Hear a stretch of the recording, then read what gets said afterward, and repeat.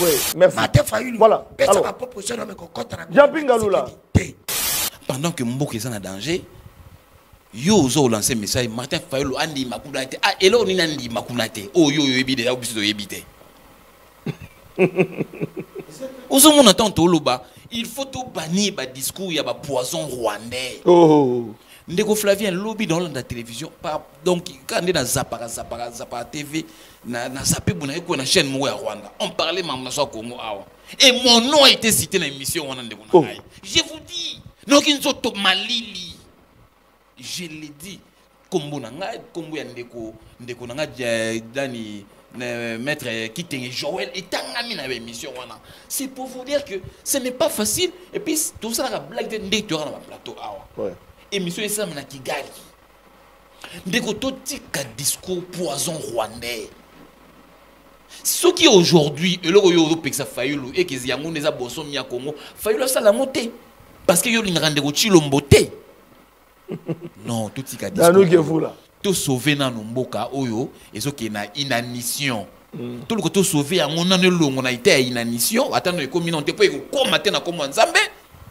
Toko sa bendete to lo to sa mboka ndenge ezalaki si mande to lo bon voilà ngai esko da nous ke fula na zonge soko makamna na na avant il y a vérité des urnes par exemple ah so qui me koti c'est ça combat ya mutu na mutu unité nanu to bulisa na bango to zonge sana no unité nanu po so ile lo ndeko chilo mai bon bolobi bingi bon ngana tiki na ngabo ya ko so oyo ko so na akozwa ngona eta oyo ndeko chilo ba tiki là ba problème. Ce n'est pas bien. Parce qu'un jour, on a appelé 100 ans, un jour, Félix Tshisekedi a Kende, Congo et Kendete. Il y aura toujours un successeur, il y a Félix Tshisekedi. Alors, successeur, Wana, a Kolingata, Kuta Mboka n'a pas de problème. Tous les gens Mboka Sika. Voilà. En cette période, bannissons d'abord le poison, les discours fomentés par le poison rwandais. Ce n'est pas bien. Voilà. Et ce n'est pas le pays qui gagne. Voilà, il était calme. Oyo ABC Danou. Que Martin Fayoulou azoko ma premier ministre nani. Mutumo ba lobi angwa. Martin Fayoulou ba lobi teke azoko ma premier ministre. On s'oppose à quoi? On s'oppose à quoi? Na rencontre entre Félix na Fayoulou, c'est ça que les autres personnes bango kanda. Tona makamu bako solo là, o bango ba yebite. Ou de la résolution qui est le président élu le président. Non, Martin Fayoulou limbisa motonio sonde konangai. Je vous dis l'intérêt de la nation supérieure à nos intérêts. Voilà. Martin Fayoulou ko garder position on a été pour ba rebelle va profiter nango. OK. Alors, mais c'est ça, bazo ça la rébellion non parce que Fayoulou alobaki boy non. Deko nazo baté ba cerveau ba congolais zo senga segmentation to on est pas bourrage zo sointé nazo lo bana bango clairement le président Martin Lobi faveur mon côté ya kokuta na ngai na yo mais ngai na lobi boye pour l'intérêt supérieur de la nation na lo bakango mbala na mbala que si pour les intérêts supérieurs de la nation et sengi que monsieur Jean-Pierre Vandawa otala je vais aller travailler pour la nation. Voilà. Et tu sais que de travailler avec Mobutu, non? Premier ministre, gouverneur de la banque. Il n'était pas opposant. Lorsque le gouvernement opposant à l'élo, bateau FCC bazan na katite. Bateau ensemble bazan na katite. Tangal no muto la muka mo bazan na katikuna. Azana asate. Alors il a le cochon na politique, mais le cochon na politique ça pas avoir. Parce que Martin Fayoulou a mis Kosunga, Mboka et non Tshisekedi. Et nous disons ceci. Na état Mboka ezaleli, tala ministre ndenge ba koyiba mbongo à l'état. Détournement c'est l'ouvert. Mais ceux qui balobi par exemple que non en tout cas Chibambe tozo poser confiance pas na yo, ndeko yakana nawa vanda esiko kambela biso ministère lokola oyo par exemple. Donc Chibamba boya parce que soko kei kuna bakoloba ke opposition basutoni batuno.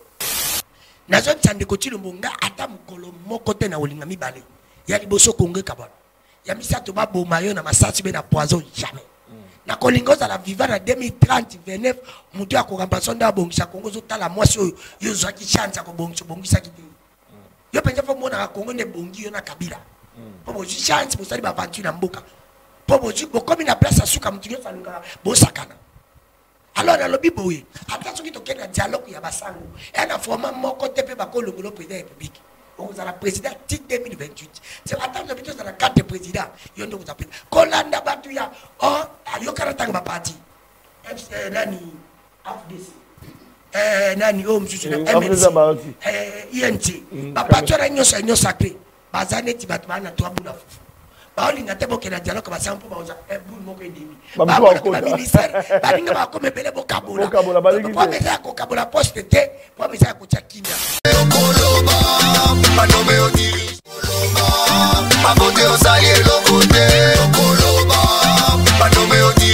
C'est trop, les Congolais vont aller couper. 30 ans c'est trop, tant qu'on met tout dans ton voilà, bande konangai, ezale sengomingi pour être rendez-vous na biso ba sentinelle ba sinzi ya mboka chaque jour du lundi au vendredi à partir de 11h tous à la Rwanda et puis à 20h. Bande konangai na otali actualité politique parce que bande biso ba papa sentinelle et c'est ngito ba été lelo to monimo na mboka Martin Fayulu. Martin Fayulu oyo a sali message, a pesi message na ba kongomani bolanda ki intégralité nango kasi na kata discours na après avoir corrigé main tendue. Il y a Félix Sekechilombo, il y a consultation. Au Salemaki, Nanzela Eberante, Bango Bayi politique, il y a opposition. Basangana qui peut continuer à communiquer conjoint pour nous pour Bango Nzela, Bansango, Nabanganga Nzambe, des Alines Zela, Oyo, et Sengel Ekende na Kimia Kasi. Tu l'as dit, mon amour, Martin Fayulu. Oyo, a Sengi Kokuta, mon amour, Félix Sekechilombo, président de la République. Mon amour, Félix Sekechilombo, Andimi Kokuta, mon amour, Fayulu. Dans la opposition, Bokabo Nekoti, Basusu Balobi pour la ligne Fayulu, a Keipe Atiki Basusu. Aussi, le tabac, on se bat qui était Bazana Zelaba Kopona. Est-ce que Fayulu a trahi l'opposition? Est-ce que Zali débauchage na Ngambo ya pouvoir? Est-ce que moi, Namboka Martin Fayulu, Bakutanaka, Bangomi Balena Tshisekedi, Nenge Toyokaka, na ba révélation était Martin Fayulu a quoi 5 millions de dollars pour Akina Mapodamité, mais Nassou Abia Akina Mapodamité. Alors, tout le monde raconte autour, il y a question aux autres des frères connus politiques, Kassi Lelo, Tokobet à 7, Tokosala échange. Ah, on a quatre plateaux pour être ensemble, nabino politique, nabino batmozo nandaku, tueba o ezali koleka. Tolandi double victoire diplomatique, il y a la République démocratique du Congo, le Conseil de sécurité des Nations Unies, la République démocratique du Congo, merci beaucoup, a été élu dans le Conseil de sécurité, double brassard, parce que déjà, la République démocratique du Congo est vice-présidence, parce que moi, été dans l'Italie, pays, Oyo et Sengel et Kamba, grande organisation Yamboka, République démocratique du Congo en fera partie. Donc c'est une question que nous allons aborder. Est-ce que c'est une victoire? Est-ce que la République démocratique du Congo va profiter de cette occasion pour qu'il y ait un concert des nations? Il y a solo, tous à la place des choix pour la Colombie-Lamboka et surtout que nous sommes agressés par le Rwanda. Rwanda est agressé, biso, peu n'a supplétif na M23 na AFC. Voilà tout le monde solo na banane na plateau de l'eau. Tout le monde parce que bango nyonso bauti libanda ya mboka pour na globalité moto na moto. Auti na makambunae mais dans compte il y a opposition politique. Maître Jean-Pierre Ngaloula de retour après tournée oyo basali na mona moka Martin Fayulu. Maître Jean-Pierre Ngaloula est de retour mbote pe boye malam. Mbote na yo ndeko sinzili ya ekolo na pesi pe mbote na baninga to kabolana bango lisano na politique na tongo na lelo na pesi le président élu Martin Fayulu Madidi Mbote Skazwami na secrétaire général na biso de Vos Kitoko na pesi pe ba imboka ya Congo nyonso mbote pe baye oyo bazoko sepela lelo na démarche oyo mokonzi na ngai ya parti pe ya plateforme na biso politique azui envie ya ko bikisa ekolo na biso pe ko mema biso na cohésion nationale. Voilà, tournée ya poto bokene ko sali na mona mboka Martin. Mona mboka Martin Fayulu bandaki tournée na mboka kilikili na poto. Tozaki na Belgique, tokei peti na Paris, na France. Na Belgique, ezalaki question atalisa bango. Mboka ezali na kati ya nyamu na moniele na ekolo pe na makambu kilikili. Qu'est-ce que nous devons faire? Bozo proposer pe bino likambo nini. Yango moni bayi Belgique. Wana bayibisaki na mokonzi ya mboka na biso ya parti, bayibisie balobi. Biso tozo senga ete bino bayi politique bo vanda esika moko bo solola. Nati na ete bozuka solution. Mais kovanda wana ko solola nani esengeli avanda nani esengeli avanda te yo fozwa liboso po olukela mboka solution. Akei na Paris la même chose atuni bango tozali na crise biso to uti Kinshasa Obino, Batobozali, Abopesi, Makanisnabis, non, Yandengeni. D'ailleurs, je me rappelle, le président posait même la question. Qu'est-ce que vous voyez si nous prenons l'initiative, Makamoza bloqué, Tokutana, na Chilombo, Pona Komeka Kosolola, na Ndeko, Nabiso Chilombo, Diaspora lobby, Azali Ndeko Nabiso, Azali ennemi Nabiso te. L'intérêt de la nation. Donc, on a qui dans une position. À tout n'a qui bango. Lobby, non, pour l'intérêt supérieur de la nation, Biso Toko Kobo a beaucoup d'anité na Kosolola. Voilà, merci. Donc, Yangoana et Zalaki. Tourner dans le Tamboli, tant on est prof Kalé la Koufi, c'est alors que le président ne pouvait pas continuer. À Zongi à Tikaloti Kangaïna, Prince Penge, d'être continué. Voilà, Jean-Pierre Galula Boromesana, parce qu'il est de retour, il a habité le Otikani, parce que comment on tambola na super glue. Au na super glue, idéologie super glue. Ferrouyagi dépose pour le régime à Chibambe de représenter, on y a opposant. Voilà. Tozalina Danou Kefoula, il y a peu de retour dans Mikila Poto, Danou Kefoula, journaliste d'investigation, et puis bon, il était Mokambe à Maengelo, Bolanda qui journal na Maengelo à partir de Mikila Poto, il est de retour de Danou Kefoula, Babi qui Olimbo wa Tshisekedi. Non, de Flavien Mbote na yo. Bato bamono na poto, baloba papa Sentinelle, il passe à notre moyen na poto, asa Lembongo à trahir, est-ce que ça a un combat, il y a qu'on défendre les populations? Non, papa Sentinelle, je crois que la population a yébi, na pesi Mbote na de konanga tout ça na plateau, Jean-Pierre Galula na pesi Mbote na mona Mboke Manet Tibambe. Ça fait plus de 3 à 10 ans où tout na na plateau. Tout banana yi na zo kama tili lo azaka communicateur. Ils ont compris parce que oui, il a la qualité à changer, à augmenter mandateur des ministres que les lots à communicateur, papa Sentinelle, et tout ça la passe, je pourrais éviter IDPS. Comment bateau ça va tout bateau tiens bango alors que bateau va mouiller maillot parce que je lui dis c'est ça n'a le bamabi baby qui n'a le bar la vérité. Ça te que soit Emmanuel et soit mes la vérité. Ça je comme la kabouya. Il y a déjà on a la ébi. Tu vas dire que mouiller maillot. Hier Emmanuel Tibam. Amisi Makutana, Kamadona Kabasi. Ce sont les gens. Et bien, Amisi Makutana qui m'a un micro. Pour aller au bateau, il y a un phénomène, il y a un nommé au mandataire. Au moins qui m'a un micro, Amisi Makutana. Il y a un plateau là-haut. Écoute, ce sont les gens autres, il y a un DPS. Il faut pas mériter, quand même ma poste. Si les lots que Manuel Azaka n'a pas de touches kuya et ça la passe, il faut ticaper, bah j'aime si tu vas comme la communication. Il faut pas me passer le temps là-bas. On peut passer le temps là-bas. Voilà, père, on va comme vous ça kabouya. Il y a une telle matinée qui va. Na amis. On va te bérer bah qui me. Donne comment qui dit IDPS. Na donne Kabassi. Tu dis que oui, message yo. Ami ba jeune, on doit défendre IDPS. Ali misangai et peu comme la tata Kotokolo, et continue le moyen baquet. On répond négatif. Tu as un journal à Maengelo. Maengezo, la partie de Mikila Poto, et le lobby que Tshisekedi, au Solembongo. Population comme Kobanga, est-ce que dans nous, on défendre les sous pour y aller le Bélarabie sur la population? Papa Sentinelle, baye baye, Bako Kozabatu, on s'attabazu, ma fa, tabazu, Galula. Dans la régime, tu peux pas me barouzangaïté. C'est pour te dire que barouzangaïté, ça n'a rien à voir. Poto n'a ni na opposition, ni na pouvoir. Ils allaient partenaire dans le magazine, dans la salle à Kassimato Consulting. Les masala Kingaï, la démarche qui est depuis Kala, parce que ça fait 3 ans. Il y a un objectif qu'il fallait atteindre. Et atteindre, on a c'est le moment pour faire la démarche. Parce que donc rien à voir avec le pouvoir. Donc dans nous, c'est jour à le pouvoir d'être sécurité. Quand on peut dire que merci beaucoup, valise est tombée.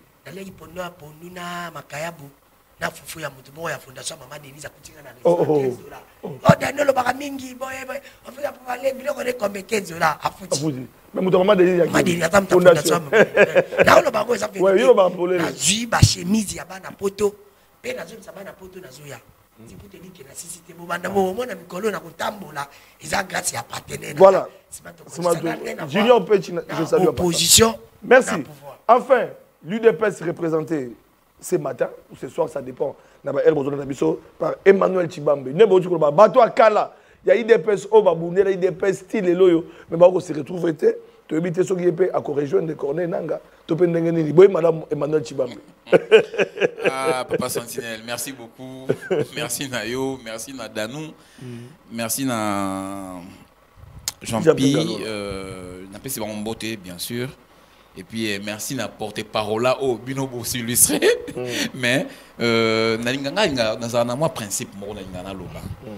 Et ça que tant que serveur à parti politique na biso. To kendara te pour tant on servir ba pesa lobby poste. Boba récompenser un lobby. Ce ne sont que des kamikazes de mais alors les kamikazes va se retrouver mais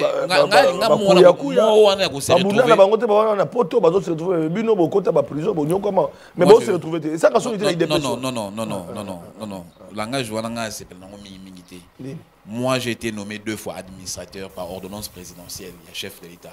Je ne peux pas être non s'il vous plaît, je n'ai évité qu'on se retrouve nous pour la nomination, j'ai été nommé 2 fois par ordonnance présidentielle et chef de l'État. Sur ce, on a brûlé quand même politesse à mon j'ai été nommé 2 fois administrateur national drogue. Je ne sais pas, mais je suis bénéficiaire de 2 ordonnances présidentielles comme étant administrateur de la Société nationale des hydrocarbures du Congo, Sonaïdroc. Donc, la question il y a des potes qui nous salent musala, des temps qu'on zamboga yemoko à cause de la ministre à cause de la gouverneure à cause de la mandataire à nos maki biso poto sunga na ba secteur au place il y a tini biso poto pesa résultat. Et ça pour nous il y a tant qu'il y a nommé Emmanuel, il y a un administrateur dans l'entreprise. Il y a un administrateur. Il faut ça mais pendant que la partie de mon communiqué officiel, il y a présidence à partie Oyo et délégué en mission officielle dans Kananga, président de Kasaï Central, tout le monde, honorable Jean, sénateur Jean Tshisekedi Kabasele, maître Donald Kabasele, pendant que nous avons bénéficié de Misala na parti, rendre le rôle à image. Est-ce que tu faut dire que voilà, merci beaucoup Donald Kabasele que nous saluons en passant. Voilà, bango kuna na sénateur Jean Tshisekedi Kabasele. Bango na bazali na mission officielle, mais yo vont no ilo ko mokote. Est-ce que vous avez dit que nous avons bénéficié tel accueil chaleureux kuna? Non. Oyebi toza na kati sa parti politique. Chef Ndemutu ayebi ke sonena tinda mutu oyo mission. Na rotinda e place Songolo. Place Songolo Pakala. C'est comme ça que ça se passe. Aujourd'hui, le chef du parti que je salue, l'honorable Augustin Kabouya Chilumba, le patron, le président ad intérim à parti Nabiso, a tindi les deux camarades du parti, l'honorable Jean Tshisekedi, l'honorable Donald Kabasele, parce qu'il faut le dire qu'il a été élu député national. N'a pas polémiquer. C'est ça. Aujourd'hui, la ville Yakananga, la province Ouana Yakasai centrale aujourd'hui. Il n'y a pas quelqu'un qui soit plus populaire que Donald Kabasele. Il a prouvé d'ailleurs à travers les images. Il a prouvé. Il faut voir la procession aéroport à destination. Comment est-ce que la ville a été paralysée? Aujourd'hui, c'est l'homme le plus populaire à Kasaï central. C'est sans conteste. Parce que le chef Atali a une mission forte la place Yuana. Atali, il faut que Mutoyo, Aza, na Ora, Oyoyo. Ako loba bato Kasai bayoki. Ndia poni mwana moninga na Donald Kabasele na honorable sénateur Jean Kabasele bakei na mission d'itinérance oyo mokonzi à parti l'honorable Kabouya Atini bango. C'est ça, c'est une mission officielle. Voilà. Nonobstant oh bien bakei soboyoki tout ça, il y avait quelques brebis galeuses au bakena qui avant tout qu'on sort na ndenge na bango na kombo mokonzi mboka na munoko. Je pense que nous avons na réseaux sociaux bon ba décision eux ont mis contre bango. Donc il faut que le monde aujourd'hui reconnaisse que il y avait quelques balados, quelques oui, il y a eu des personnes. S'il vous plaît. Moi j'ai dit, il y avait quelques balados, il y avait quelques tambourinaires au Bakiné qui ont siégé siège ne soit parti dans le niveau Kasaï central sans titre ni mandat. Aujourd'hui, au bazan a titre na mandat, Bakiné qui ont récupéré siège normalement grâce la popularité à Donald Kabasele. Merci. Voilà. Jean Tshisekedi Kabasele, le loyo, vu la canne voilà. Demain, lobby vendredi, je lance aussi un message, lobby vendredi. Na bana nyonso ya Congo central, ya Kasaï central. Ba o nyonso baza na province ya Kasaï central meeting munene ça ma lobby. oyo animé par maître Donald Kabase na ville Kananga voilà. Message nous attendons les images Donald Kabase là na ngoli oyo mukonzi a parti l'honorable Kabuya Toko Yambaye na Danou Kefula pour appeler ça un message na retour na Toko Yambaye na Danou Kefula comme ça à la restitution il y a événement alors nous entrons directement dans le sujet na biso mokolo mais yambana kota parce que déjà nous na baki yango mokolo ya lobi DGDA na Congo central kobanda na lufu déjà solo ezali kobima na zela ya Emma Angongo azali receveur principal ya DGDA lufu balobi biloko ezali kobima na frontière na biso biloko ezali kokota na frontière na biso sans contrôle il y a ma marchandise nous sommes déjà na période de guerre nous sommes agressés ba frontière nyonso et c'est vraiment bande ko na biso à sécurité bande ko sa musala c'est batala vraiment malamu batala parce que déjà population ba bandi ko bela ba papa sentinelle c'est une information s'il faut dénoncer pour que ma service ba quitte na niveau même à DGDA ba luka ba vérifier qu'est-ce qui se passe parce que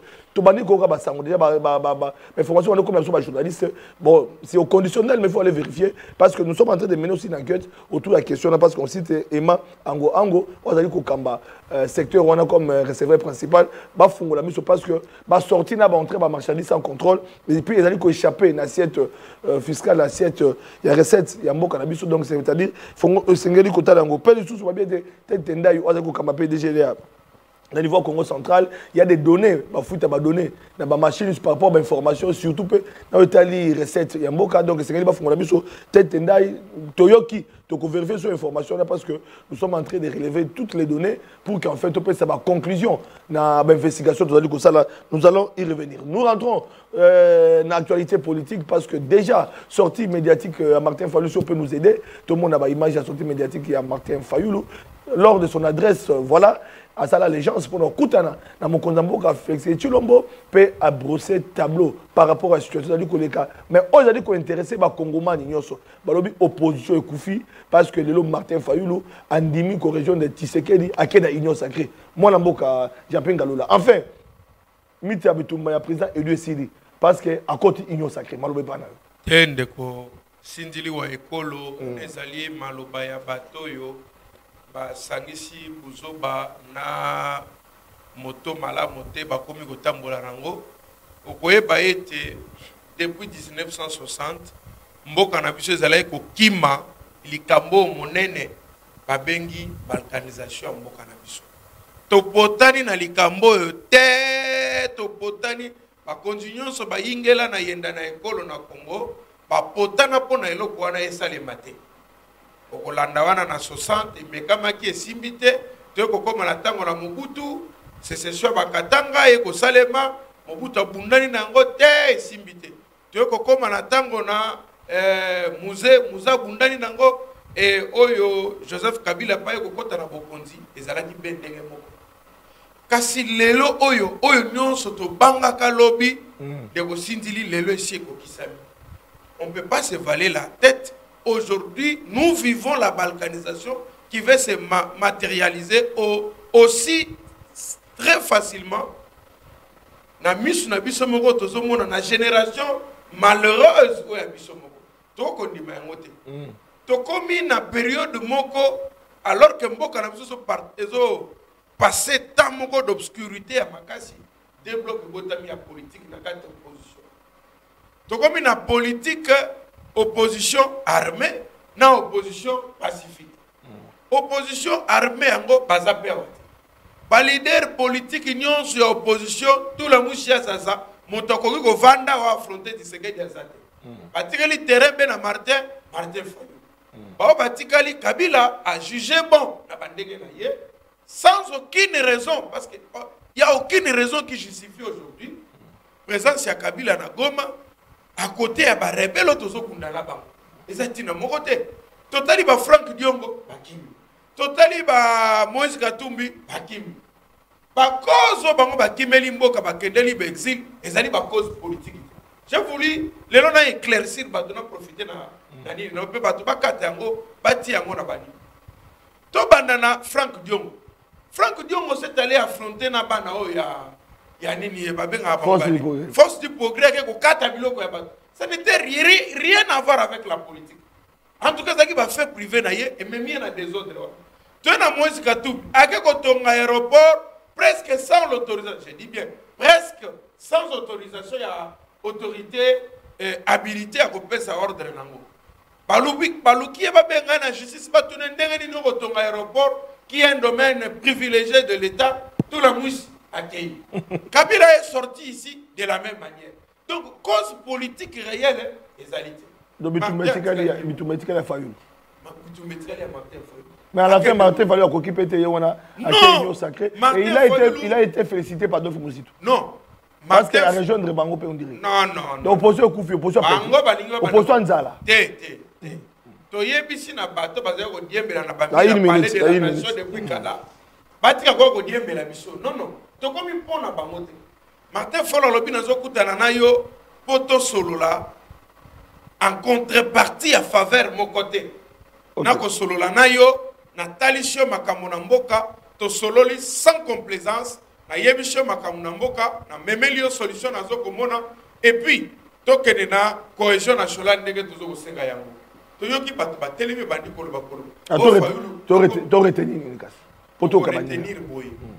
sais qu'il n'a jamais été notre ennemi. Kabila n'a jamais été notre ennemi. Biso la mouka, tu as perdre mon côté. Mais tu vas te la démouka. Ou as une intention à faire perdre Biso Mboka, tu vas perdre la place ya Mboka. Les longs quand saluer Yango. Dans quelques minutes, on va la déclaration à soutenir Martin Fayulu. Et moi, je dis clairement, si les besoins de la nation aujourd'hui fait en sorte que et Sengele na biso to tia maboko na kati na yenda na ekolo pour que mboka tangu sa mamalamu guerre sila passer sila na Congo mabulu esila tozali prêt de servir la nation et non les individus. Et moi je dis ce qui président Martin Fayulu va proposer à la première ministre, ce qui est sali que le président Zuli Kaniswana a comme collaborateur, nous allons étudier pour voir entre l'intérêt de la nation et les intérêts privés, quel est l'intérêt qui prime. Si c'est l'intérêt de la nation, nous allons dire, président Martin Fayulu, acceptez ce poste-là pour servir la nation. Si moi aussi, on pourra me dire non, mais yakana no ovanda pewa ozeko loba loba pe mingi. Mutamba mavwanga mutamba makamu malongate tia pe bonga wande kongalula talisa biso ka simaele na yopo mboka to côté na justice tambola malamu pona ko servir ekolo na ko boya yango te. Parce que patwazo linga biso to tika na sima Kabila poto ça la rébellion. Merci beaucoup. Voilà, tu as été clair. Enfin, UDPS les lots débouchage comme Makasia. Bomeki balobi bomeki na matata mponyo wana batu balobi IDPS matata mponyo boy dossier bukangalozo ba Fayulu bomeki na nani na Moïse Katumbi akale dossier aéroport bomeki na Kabila esimbité faut relever unité au kangaye allez bolongo wana babisuko Fayulu sikoyo amoni pe opposant nzala a kokate babi dit la Fayulu na Tshisekedi bandakala et bandakala bakutanaka balia kasa dia 5 millions parce que yambalo babi ke bongo mbaye na primature de lelo ba okutana yebisanga. Il n'y a plus de secret. Non, Ndeko Flavien, il faut comprendre. Namboka na biso, comment on peut faire croire aux gens? Non, mituna. Comment on réfléchir? Comment Batoubago Salake, Babimisa Moutou, a réfléchir il ne peut pas réfléchir de lui-même, il faut kaka, et ça l'a motivé dans quelque chose. Moi, je me pose la question. Donc, mon Martin Fayulu, la classe nyonso ya sala, ba diplôme nyonso Martin Fayulu a sala, a zoa, oye belé, biso belé to na ngote. Donc, maël nyonso Martin Fayulu a zanango, a ko réfléchir de lui-même té. Donc, il faut ça ka motiver na loko moko. Les lo mboka na biso, ils ont un problème sérieux, ils ont menacé na bengi balkanisation. Mboka na biso menacé na bengi balkanisation. Martin Fayulu Azali un des opposants où il a aspiré lobby à diriger Mboka. Il a tout intérêt à la balkanisation Mboka Nabiso. Parce qu'il a une ambition pour diriger Congo. Il a une ambition pour diriger Congo. Il a un lobby même après 10 ans. Sur la côte na Bokonzi. Pour diriger Congo. Il a Congo, il a la balkaniser, il a la fractionner. Il a tout intérêt. tout comme yo, tout comme Danou, tout comme Ngalula, tout comme moi. Tokolinga te mboka oyo ezala balkanisé ou fractionné ou sectionné. Moto mo kolinga yango te. Na message na il a été clair. Biso ba oyo ba tout ça la moi communication, tout ça soki moi communiquer message moi eleki to vendre na ba labo, tout ça ko étudier intention ya motu et loko nini etindi aloba na place na eloko zo projeter. Nga na vanda na laboratoire nanga. Na zui discours à Martin Fayulu. Na tie ya mon ordinateur nanga.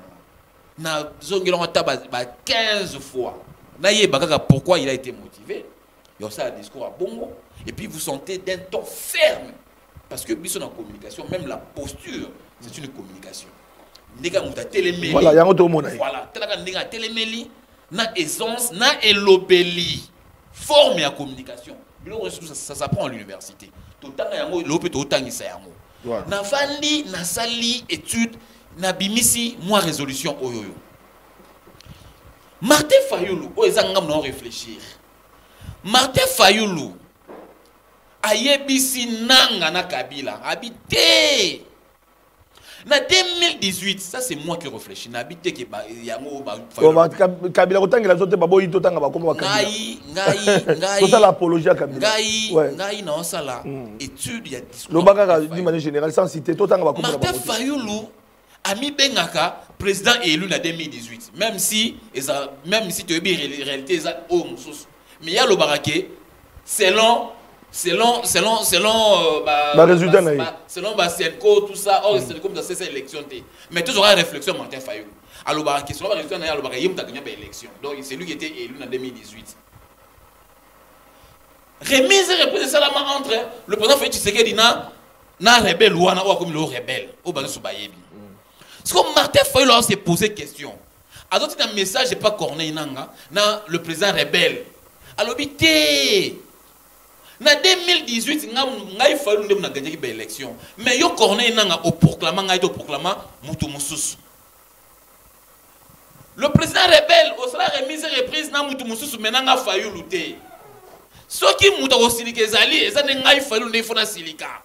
Popo ibangai victoire. Ça c'est mon analyse faite par rapport au discours, contenu du discours à Martin Fayulu. Donc, à Yébis na bango mis à Tché Fayulu, Nanga, na le Néo-Léopold II, parce qu'il y a mon Congo, comment d'ailleurs Léopold II? Parce que tu as Néo-Léopold II. Ah, d'accord. Fait mandefou. Tu comprends, à Yébis habité, yo, dirigé Léopold II, Néo-Léopold II, dirigé pendant 18 ans. Yo nanga ngana gagné l'élection en 2018 pour proclamer ngaïté. Nabino nangai nani fois sima minduki nani fois silika. Eza ngai. Pour yo nanga au public ngaïté. Yo Néo Léopold II mandefu au public au ça remise de reprise nanga OK ça la remise de reprise na mutu mususu. Donc vous deux nanga na Néo Léopold II vous n'avez aucunement raison ya au silika que soit minduki pour bomba congolais. Ce que ça na mutu moko fois silika c'est moi Martin Fayulu. Des besoins de cause. Je finis pardon. Donc na sengi na bino vous n'avez aucun intérêt au congolais nanga tika minduki yo Léopold II Néo Léopold II 18 ans vraiment ndefou c'est inadmissible aux na zone où ils sont occupés par agresseurs il faut bima place wana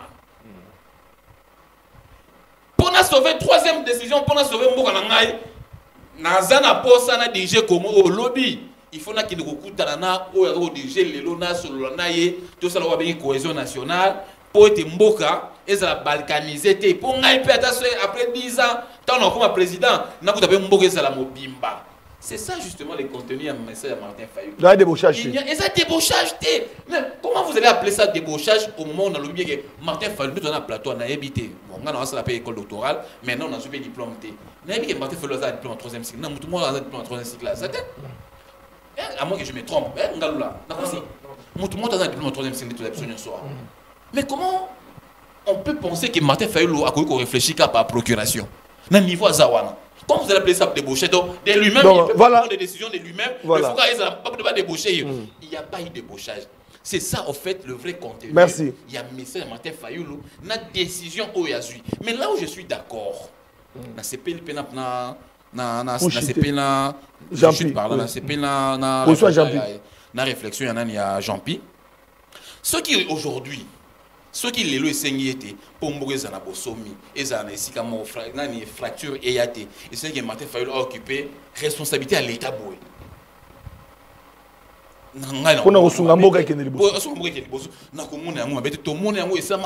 pourquoi Muzito a bétélé Maboko Adolphe Muzito pourquoi a félicité la position de Martin Fayulu on a photo na Blanchard Mongo ma camarade na Blanchard Mongo ou secrétaire général il a parti Muzito ou bien Yemoko premier ministre Muzito apparemment tout le monde l'architecture on a évité pour Muzito. Mais je peux aussi comprendre que Mozito a le même entendement au la salle PAO. Donc, parce alors, est-ce que l'opposition, ce qu'il a fallu le retard sous la carte de l'institution, lobby épingue ministre, Maman Chantal ministre, que j'ai salué en passant, Baba Boundi, va se retrouver à épingue. Alors, est-ce qu'ils vont critiquer encore la gestion de Tshisekedi? Ce n'est pas une invention congolaise. Tout le monde, même en France, opposant à quota gouvernant. On a par exemple, en 2009 en France, le président Zaki Nicolas Sarkozy. Nicolas Sarkozy a dit parti au UNP. renforcer. Non mais non parce que bien organisé que et bandi na Congo. Na l'action que non, eza les cambo outi na lolate koyi popo non. Ça se passe partout pour l'intérêt de la nation. Merci. On peut conjuguer tout le monde. Ça c'est une réflexion c'est une réflexion. Nicolas Sarkozy président UNP. Il y a France UNP. Parti à droite, à nommer ministre des Affaires étrangères, Bernard Kouchner, le docteur Bernard Kouchner, Ozaï Mouta PS, Parti Socialiste, parti à gauche, il y a opposition, à nommer Bassala Moussala. Donc, il y a pour l'intérêt, et Nicolas Sarkozy a justifié le lobby pour l'intérêt de la France, l'obligé français surtout, après ça a apporté Pierre Naé à l'édifice. Aujourd'hui, il y a un savant congolais, comme on a Évariste Bochab, a publié un livre entre l'inanition de l'État. L'État, oui. Bon, aujourd'hui, entre l'inanition de l'État et la cohésion nationale. Non, mais nous sommes intellectuels. Voilà. Moi, je pose la question aujourd'hui entre l'inanition de l'État et la cohésion nationale. Un Congolais dit de son nom comme moi. Nous sommes pour la cohésion nationale. Bon, on a renchéri, tout le monde a 1+4, on a besoin de cause. Voilà, tout le monde est même après conclave, consultation. Tout le monde est même payer Belé en Afrique, par exemple, les Belé. Aujourd'hui, dans Soudan, tout le monde a MLC. Gérer. Même F Bazaïba, tout besoin de Songi. Mais oh non, même na Tchad, le président, l'actuel président tchadien, Mahamat, il a eu à nommer un ministre issu de l'opposition. C'est pour sauver la nation. Voilà. Même je connais le Congo. Je connais le Congo. Je connais le Congo. Thomas Louaka.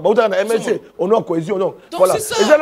Alors, il n'y a pas de beau parce que a été, tout le monde raconte, mais dans l'opinion, ça sonne mal apparemment. Que les loyaux, on a consultation aberrante, la communiqué conjoint. Après, babandi ko senga Tshisekedi ya babango, Tshisekedi ya ndimi pe et kembango et puis voilà. Et puis on trouve ko regarder banungu ngo ba poste.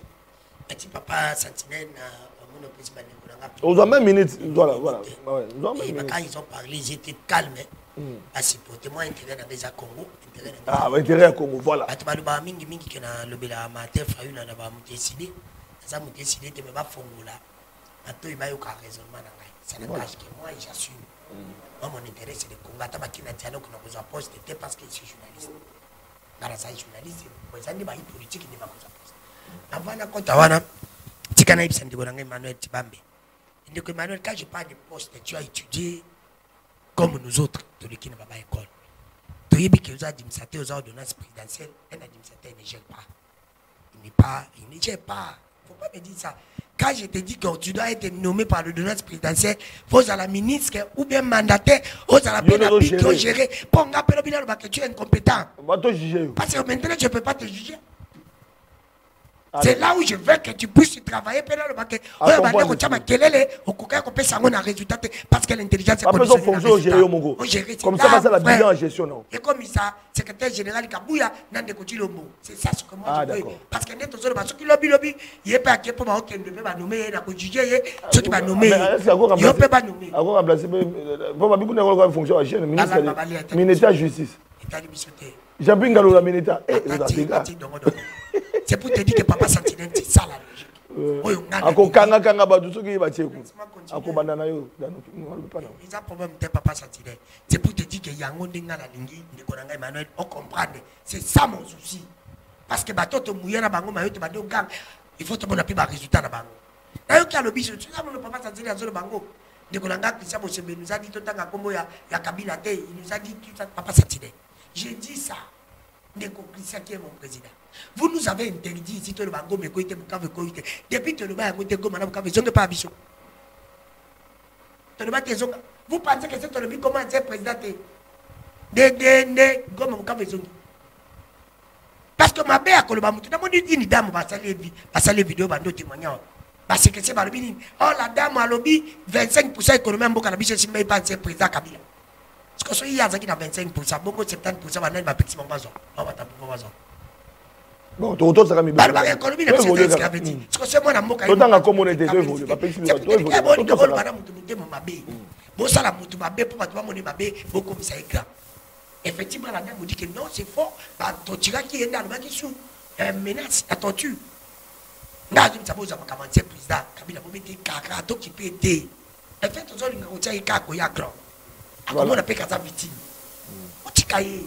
Alors parlons Congo. Voilà, tout Congo. Tout est dans je l'ai dit. Mais quand on a encore Emmanuel Tiba me dit, Martin Fayulu est intelligent. Mon frère, Martin Fayulu n'est pas le seul Congolais qui est intelligent. Il n'est pas aussi le seul politicien congolais qui est plus intelligent. Il n'est pas non plus le seul dans a 3 diplômes. Là, je vous dis, parce que l'autre comme la table à vérité. Oh, Batamael et Balikati. C'est au temps parmi Batamael à Congo, Martin Fayulu, ça m'a causé premier. Vous pensez que tu vas dire Martin Fayulu, tu vas coûter Martin Fayulu à négocier le monde Congo, guerre et c'est le couteau vous nous. Beaucoup s'habillent. Vous ça dit, n'abîme de Bossani. Et ça dit. Ah bon. Pourquoi n'avez pas dit? Comment voulez-vous communication, il y a des côtés qui me trompé et collé qui s'est mis sur que des côtés mon a fallu ça dit. Comment Martin Fayulu a ça disque même pas 48 heures pour président qui est à étudier ma Fayulu la vie bandi ma yamai. Comment pourquoi il y a mon discours dans 12 ans à 14 bandi. Bon dimi, fallait nous attaquer étudier. Ça c'est une raison pour ça qu'abélement. Il faut tout ça quoi. Attention Martin Fayulu premier ministre va tailler. Il n'est pas le seul opposant au yaya. Bambe me baya ba kota va pesa résultat. Il est pas ça pour que l'on y a évité. Bah ça me baya kati. Ba katungi ba kota na biloko. Ate bele ba lo ba kota ti. Ngasi Martin Fayulu. Ona mabolia. Le bana nati de pengi nati na mama Chantal. Ngai na kokende te. Ngada na imsi na TV azwa te. Na so ki lisusu. Papa Santile. Ide pesi lelo. Na eside ba bosana. Ide pesi pa imsa biso. Il n'est pas sablé qu'à faire le Camerounais. Mais le Camerounais, il m'a Camerounais. Bango pe baloba, de continuer le président élité. Le président élu, le président non élu, pas nommé premier ministre. Paradoxe. Quel est le contraire? Il y a beaucoup de la confusion totale. La Jumakala va la chancellerie partie. Président élité, à son dit, ma beaucoup tanana, président élu. Qui c'est qu'elle dit Martin Fayulu a boyaka kutanana parce que Martin Fayulu andi mamuto ya boyaka mais na seni tout on a pas besoin d'embaucher Martin mon frère là tu sais que quand même baza bande côté oto sur la makamboka ne continue mon cher linga nommé bato ba opesa résultat a nommé batiba bato ide pesi ba belé c'est pas me comme Martin Fayulu linga kende kuna asunga mboka apesa Félix idée asuki na idée kaka Félix atiango po lobi Fayulu azana besoin pas diriger mboko yo. Là, travailler dans Bangote. À travailler dans Bangote. Je crois qu'il va travailler. À Tingata Bango. Ah, va déléguer. Il va déléguer. Il n'est pas besoin comme président. Parce que Martin Fayulu a continué à la conséquence à assumer. Bila. À la conséquence à assumer Bila. Bila, quand on a partagé, ce que chaque cérémonie a la conséquence. Alors, bah, il y a premier ministre. Là, c'est l'élément. Aujourd'hui, il peut batailler des pèses. Ça s'appelle cohérent. Emmanuel Tibambe, Balobake, Martin Fayulu est plus démocrate, est plus patriote que Papa Kisekedi. Oui, Martin Fayulu est plus démocrate, est plus patriotique que Papa Kisekedi. Pourquoi je l'ai dit? N'a pas mis Bango Balobi que le fait que Martin Fayulu a nimi. kokende kutana tata mokonzikolo il est cohérent, il est patriote. En 2011, quand nous étions attaqués ici à l'époque avec l'ancien président, Papa qui s'est de Foula Moulin, premier, deuxième personnalité de l'élection. Kabila, pardon, ancien président, alors Bilini, Azaki Cohésion nationale, Papa qui s'est dit à Kendagate. Le papa qui s'est dit à Kendagate. Dialogue, papa qui s'est dit à Azaki démocrate. Parce que les gens comme Azaki patriote, il devait faire vendre ma paix, Maté il est plus patriote que Bango. A dépassé papa qui s'est dit. Parce que Maté il a eu l'école qui s'est dit. Qui s'est dit, il a eu l'école qui s'est dit. On est sur l'école qui s'est dit. C'est pour te dire que qui s'y mettait là-bas, toi tu n'étais pas patriote. Il faut que la vérité, papa Sentinelle. Oh, ils allaient Mboka. Moi, j'estime que on les a pas battus. Le seul dialogue que Kokondima, ils ont dialogue avec Sango. Wana bakoko batunyoso parce que il faut Katumbi Azala, c'est Sangazala, Fayou Lazala, Kabila Azala, batunyoso basangane qui se dit balobani ma vérité, basango ba l'intérêt, sanga comme ani ministre. Basali, batindi, tolobeli ma vérité. Moi j'ai dit à Maté Fayou, pas dans le centre de Maté Fayou. Mkolingo kokutana qui c'est quelque chose dans les lunes après-midi. Ils ont bango. Jean-Pierre Galula, ils ont pengi, ils ont mama Chantal. Bon solo no bimi po. Soko boy makamo poko tuno boy balba ba pesa ko 5 millions. Ba bango ba pe makasi na kabiocha. Laboratoire de tourner. Voilà, merci. Na so bisande ko na ngai ya ICD. Jean-Pierre Galula, moi qui ndumba politique non de tout. Jean-Pierre Galula qui est mon ami, n'a moins de combien d'années n'est-ce pas ça 5 à changer combien de partis politiques. Quand il dit donner Maté Fayulu que oh Maté Fayulu, il faut dire comme ma premier ministre to continuer. Abi ceux qui va nommer, ceux qui va pour l'intérêt de la nation Maté Fayulu andima. Alors bi que yokaye, alors bi pesu Katumbi akimaki poto pour makamuna personnel. On frère vous allez bien ça les rapports. Est-ce que c'est le camp qui nous a porté non personnel information. J'ai comme Moulumba ko inaugurer 30 ponts la fin du mois ou la Kingabo.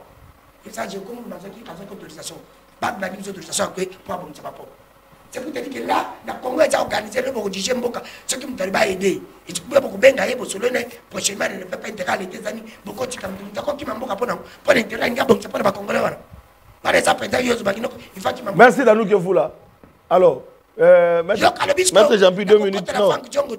2 minutes à chacun, nous sommes arrivés à la fin.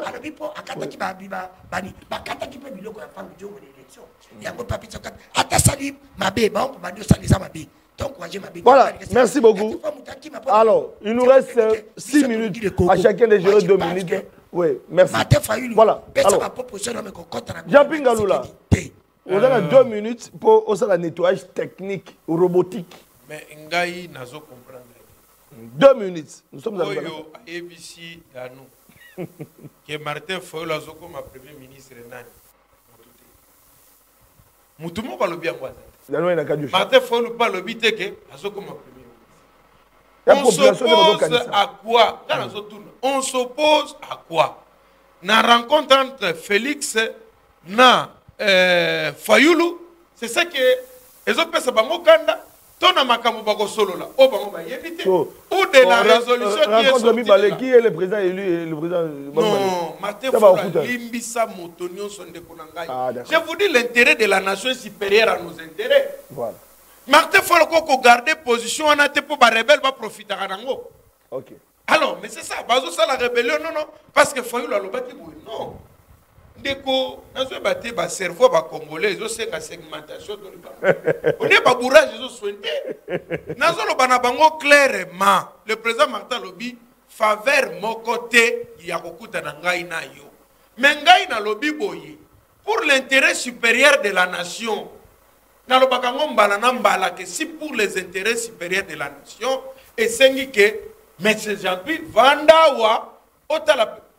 Je vais aller travailler pour la nation. Voilà. Et tu sais que de travailler avec Mobutu, non? Premier ministre, gouverneur de la banque. Il n'était pas opposant. Lorsque le gouvernement opposant à Lelo, bateau FCC bazan na katite. Bateau ensemble bazan na katite. Tant que nous avons la mouka mouka na katite, azana azate. Alors, il y a un locoso politique, mais locoso politique, ça quoi? Parce que Martin Fayulu a mis Kosunga, Mboka, et non Tshisekedi. Et nous disons ceci. Na état Mboka Zaleli, talaba ministre n'est pas royi bambongo à l'état. Détournement, c'est l'ouvert. Mais ceux qui balobi, par exemple, que non, en tout cas, Chibambe, tous poser confiance et pas inayo, ndeko yakana noa, vanda esiko, kambele biso ministère, par exemple. Donc, Chibambe aboya parce que, ce que Keikouna, bakoloba ke opposition, ba soutoni batono. Merci. Non, non, ça, dans nous, la politique, hein, on nous a appris des choses. 3 choses plutôt. Parle de ce que tu as vu, dis ce que tu as de preuves et réserve-toi de tout ce que tu n'as pas de précision. Moi, je suis de la Mouka. On n'a pas encore levé l'option à côté ni dans l'Union sacrée, ni qu'on travaille dans le gouvernement. Mais ça n'exclut pas, c'est là où il y a un problème. Ça ne s'exclut pas aujourd'hui que Ngaï Jean-Pierre Balobananga que tout ça lit cohésion nationale. Parce que Bisso, Martin Fayulu a tiki ba opposant. Merci. Pardon, ça une minute na sengi na yo. Une minute na lobi. 30 secondes. Ba Congolais, biska bokola na ngai botala nga na elongi ngai. Na bongoli monokote, na monokote. Na lobi na bino boy. Tozali toujours derrière ba père spirituel na biso. Martin Fayulu portait toujours combat. Il y a des opposants qui sont dialogue basango nyonde azo même kaka dialogue ya basango parce que ko solo la wana ba ko solo la makamo na basango qui sait que na ko kenena ko kena ba cahier de charge ya batonyoso ako ki même pas cahier de charge donc dose la nano merci na suki sip kaka koloba na bango ete option moko ya o union sacrée na ni desalité. Mais tu peux bloquer un mot na intérêt na biso. Merci. S'il faut servir la nation, Emmanuel Tibambe. Emmanuel Tibambe. 2 minutes pour recadrer. Nettoyage technique. Non. Il faut, à un moment donné, il faut tout dépassionner le débat na biso. Awa tozolo balikambu ya mboka. Tozolo bateli kambuya ba débat na surtout ça ba te mboka eza en danger. Mboka eza en danger. Pendant que mboka eza en danger, yo ozo lancer message Martin Fayulu andi makunate. Ah elo ni nandi makunate. Oh yo ebide ya biso ebite. Ozo mona tant oloba, il faut tout bannir ba discours ya ba poison rwandais. Oh. Ndeko Flavien lobby dans la télévision donc quand on est dans Zappa TV na Zappa buna eko na chaîne mo ya Rwanda on parlait mamna so Congo awa et mon nom a été cité dans l'émission wana ndeko na ngai je vous dis donc inzo to malili je l'ai dit kombo na ngai kombo ya ndeko na ngai dani maître Kitenge Joël et tangami na émission wana c'est pour vous dire que ce n'est pas facile et puis tout ça la blague de ndeko na plateau awa ouais. Émission est ça na Kigali. Ndeko totika discours poison rwandais.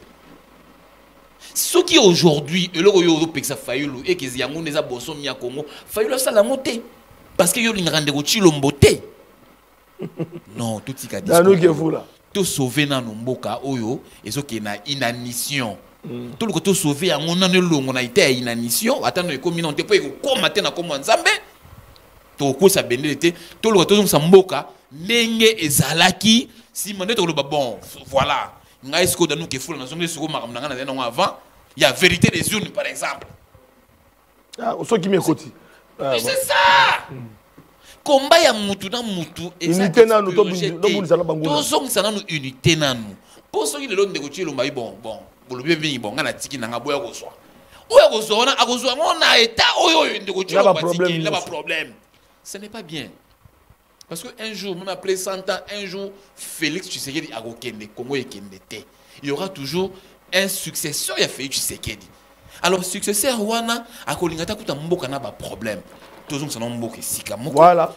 En cette période, bannissons d'abord le poison, les discours fomentés par le poison rwandais. Ce n'est pas bien. Voilà. Et ce n'est pas le pays qui gagne. Voilà, il était calme. Dans nos poisons rwandais. Pourquoi? Papa Satinel, mon problème est moi je dis ceci. Matin Fayulu na fongola ka mémoire. Ayeba que bana opposition yini mtatikali un opposant. Si Katumbi azate ba pesi problème de ba balinga pesi ba pour ma possibilité. Matata zupe problème. Parce que bazate Fayulu ba ko zali ni candidat ou opposition ko battre ko za président de la République. Vous comprenez? Azala pression ko lia likeli de luba ko lia nzo. Luba ko lia nzo. Moi je l'ai dit ceci en fonction de quoi lobby. Maître Jean-Pinga le nabi soki. Eh papa, on peut quand même un journaliste. Il y a tant de peine. Eh, on a peine un journaliste. Et Maître Jean-Pinga lui n'est pas n'importe qui de décider. Il n'est pas de la mouka. Attention dans ça la nuance. Il est de décider. Il n'est pas comme un pengue non plus comme comme tu te montres à comme lui est de décider. Du parti. Du parti. Et Matin Fayulu est de décider et de la mouka. Comme il continue est de l'IDPS. Il n'est pas de l'union sacrée. Attention, Tibambe est de l'IDPS. Makambo Tibamba kolobana IDPS na kozanga considération à Mamukulu. Ah ok. Voilà na nuance sinanga. C'est pour te dire que oyo ya zoloba nazo dango en considération. C'est dire hier nazo dango en considération parce qu'il est de l'IDPS. Ce qui va nommer Batouba non, il est de l'IDPS mutabo yango azate. Tu vois un peu. Alors, c'est pour te dire que Eringa Zolba Matin Fayulu, attention qui va proposer. Dans le but que ça bongo, dans le but que ça koma. Mais comment ya kondima yango te. OK. Parce que lobby ba kotia yope na ndenga batie batu bokaboli bila. Mais souci la biso nyoso mon frère ndena lobaka. Nazolo bango nazolo bango. Ba zwanga na caméra. Nazo tsande koti lumbonga ata mukolo moko te na olinga mibale. Ya liboso konge kabala. Yamisa to ba bomayo na masasi be na poison jamais. Na kolingoza la vivre en 2030 29 mutu ya ko remplacer nda bongisa Kongo zo tala mwasi oyo yo zaki chance ko bongisa kiti. Yo penza fo mona Kongo ne bongi yo na Kabila. Po bo chance bo sali ba vantu na mboka. Po bo comme na place asuka mutu yo salunga bo sakana. Alors na lobi boye attention ki to kena dialogue ya basango. Et na format moko te pe ba ko longolo président de la République. Vous avez le président titre 2028. C'est attendre plutôt dans la carte de président. Il y a un autre appel. Kolanda Batuya, oh, il y a un parti. Nani, AFDC. Nani, oh, monsieur, INT. Papa, tu as un union sacré. Bazane, Tibatman, à toi, Boula. Paoli na tebo ke na dialogue ba sampo ba uza boule moko endemi ba ministère ba ninga ba comme bele bokabola po mesa ko kabola poste te po mesa ko chakimia luka dialogue ya basango. Merci Todo Telema. Todo Telema, merci beaucoup. Todo Telema, merci. Alors, donc, pour terminer, on est d'accord que dialogue est cause à la mokonza ko yamba bango. Mais pas kabla ne ba poste te. Attention ba kabla ba poste la bango tali biso te mais banza la bango tout. Kabila Fandi, Fayulu Fandi, Katumba Fandi, dialogue ni c'est la fin de mission dialogue. Biso makambo dialogue. Martin Fayulu bandi makambo cohésion nationale na dialogue na 2019. Oui, pour terminer, oui, basango sur dialogue basango Mindele. Tozaka kana sima ya ba dialogue ya basango peut totikali na makolo ya ba père spirituel, mais cela n'empêche pas que biso pe na ndenge na biso toya okutana na Chibambe ko solola. Voilà, Chibambe dialogue ya basango, to peut dialogue Mindele à travers union Washington. Dans la logique ya cohésion nationale. Voilà. Biso to na logique ya cohésion nationale. Oyo nyonso linga Congo o aza congolais ya solo ezala te congolais oyo auta po baboye consultation baboye consultation obi na mboka oyo 30 secondes na mboka oyo toza congolais mo pour la toute première fois na mukili aye na mboka na so na Congo na 97 après 3 ans après le président de la République et puis a dirigé mboka 18 ans donc aya na mboka na so sans passeport comprendre et là bon na mukili ça m'a presque pas oui mais le koana to ça mukili et puis et dérangeant même na système solaire je te dis et dérangeant ça un immigré voilà le mot convient un immigré qui vient dans votre pays alors, pour la toute première fois en 1997, après 3 ans et demi, il est chef de l'État et il a dirigé le pays pendant 18 ans. Papa, ça n'existe jamais sur la planète. Et cela a heurté le système solaire. Alors, pour chuter, merci. Nous sommes pour la cohésion nationale, point barre. Tout celui qui se sent congolais, qu'il vienne, pour la cohésion nationale. C'est-à-dire, l'exilé sur Bakozonga, dialogue, Pero Louara, c'est quoi un exilé? Un exilé, c'est qui? Nani o babengane na mboka? Pero Louara, Moïse Katumbi na non. Moïse Katumbi na 2016 babengana na Congo. Katumbi, Matata Mpoli, Moïse Katumbi, Moïse Katumbi abima na mboka o ana problème ni. Oh, cohésion nationale. Léopold II.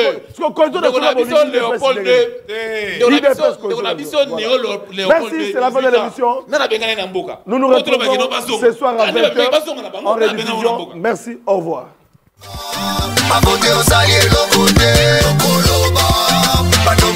30 ans c'est trop, les Congolais vont aller au 30 ans c'est trop, tant qu'on met tout notre